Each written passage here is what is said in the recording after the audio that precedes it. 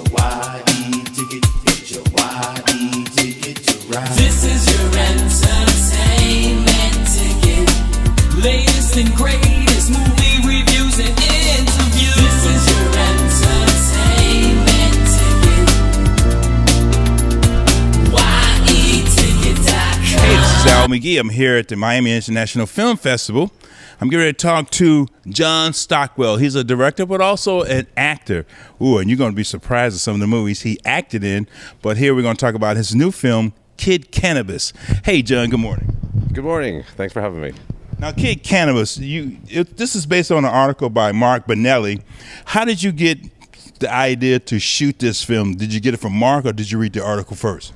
I read the article. I optioned the article. I took it to HBO Films initially, and I also optioned an article from Kevin Taylor, who had actually met the guys and met Nate Norman, the character who the movie centered around. Oh yeah.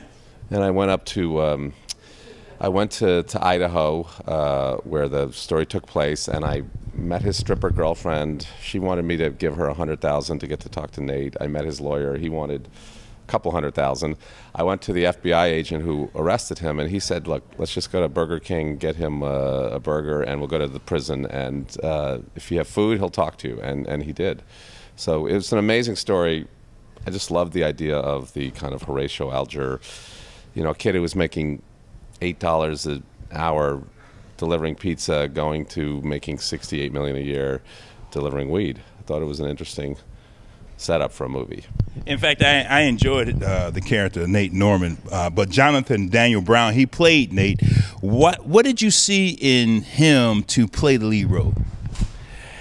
Jonathan I had seen him in Project X, and he has unlike a lot of Hollywood or film actors who are actually, pretty good looking and they work hard to gain weight or to wear glasses. Jonathan's an awkward looking guy, which was what Nate was. So when we really talk about a guy that, before he got his success and wealth and notoriety, he couldn't get the girl. He blended into the wallpaper.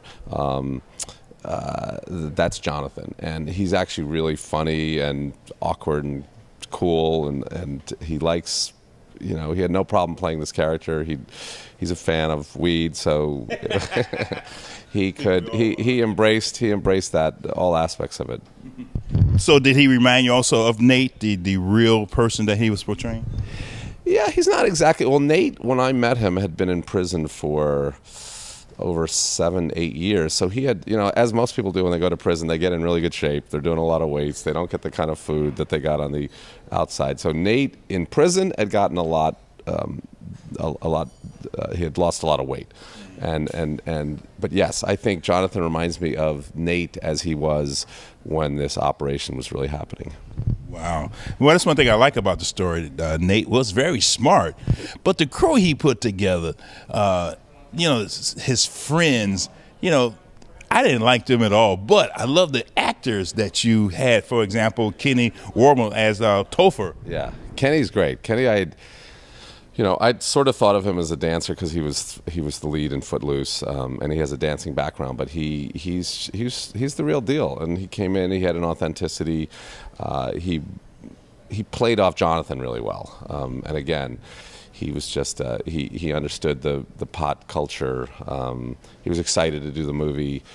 What I like about the story is the kids, the real characters, Nate and his friends. They're kind of, they're average guys. They're goofballs. Exactly. They're high school dropouts. They're minimum wage guys. They're not, and they never, they never start toting Uzis. They're not flying choppers into Colombia. No.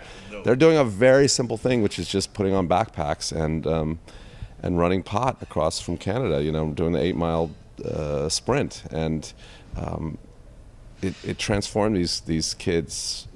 They got more money than they could ever imagine or know what to do with, and they were really stupid about it, which I also they sure were. And then whoever think you can get great pot from Canada? Oh no, Canada's always been known, especially British Columbia, for having quality. I never smoked any from Canada. Really?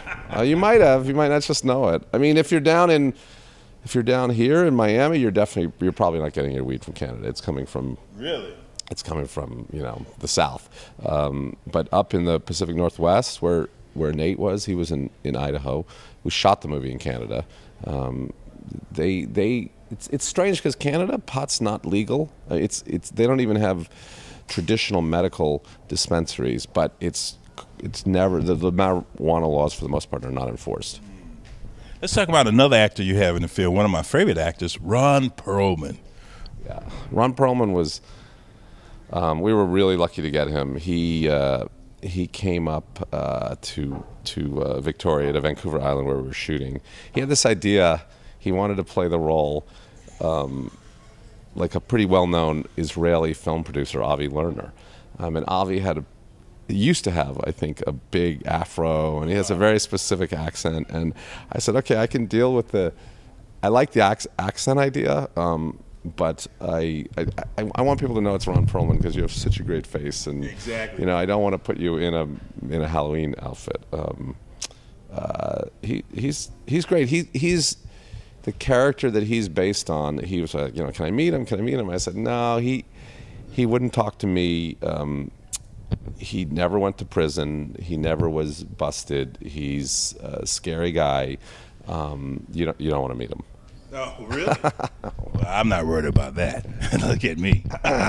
He was the one guy. Nate is doing the final year of a 12-year sentence, and the feds told him if he rolled on Barry Lerner, not his real name, he could get his sentence cut in half at least, and Nate chose not to.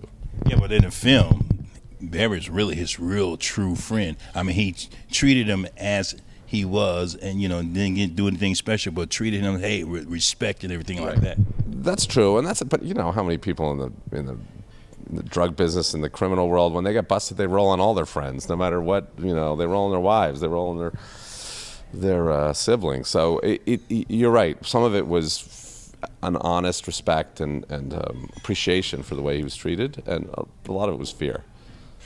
Hey, let's talk about you a little bit. You're an actor. You've been in Top Gun, Christine, Eddie and the Cruisers, and I saw on IMDb you're also coming out as an actor in another film. So, what do you like? You like behind or in front of the camera?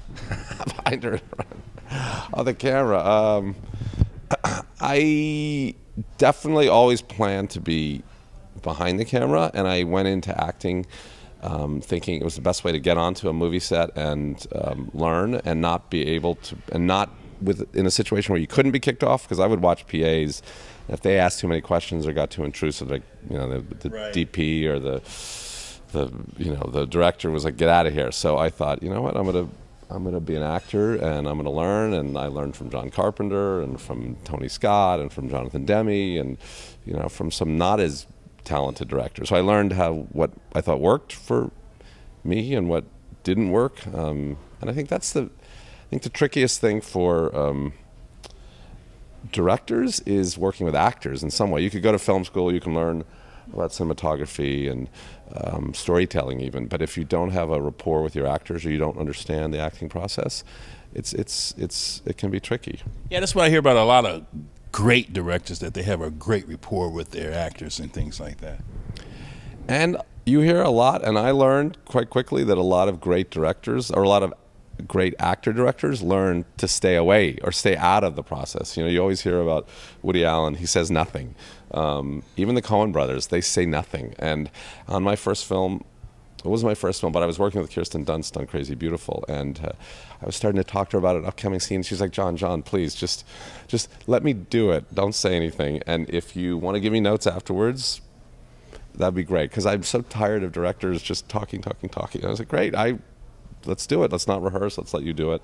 And she did an amazing reading in a way that I would have never directed. And so I was so happy, because if I had said, here's how I imagine it unfolding, she would have done it that way, because I would have directed her to do it that way. So it was always exciting to see what actors, that's what you really learn, is like, let's see what the actors can bring to the table before you start shaping or molding them. Well, John, unfortunately our time is up. Right. But man, it's great listening to you, and it's great meeting you. And Kid Cannabis is coming out soon. I saw it already. I enjoyed it. I kind of said to myself, gee, how come I didn't think of that when I was in high school? Thank you, John. I really appreciate it. You are watching YETicket.com with Al McGhee, movie reviews and interviews. This is YETicket.com, YETicket.com, your entertainment ticket. We are your entertainment ticket, that's right. YETicket.com. We are your entertainment ticket, that's right. YETicket.com. YETicket.com. YETicket.com. We are your entertainment ticket, that's right. YETicket.com. YETicket.com. YETicket.com.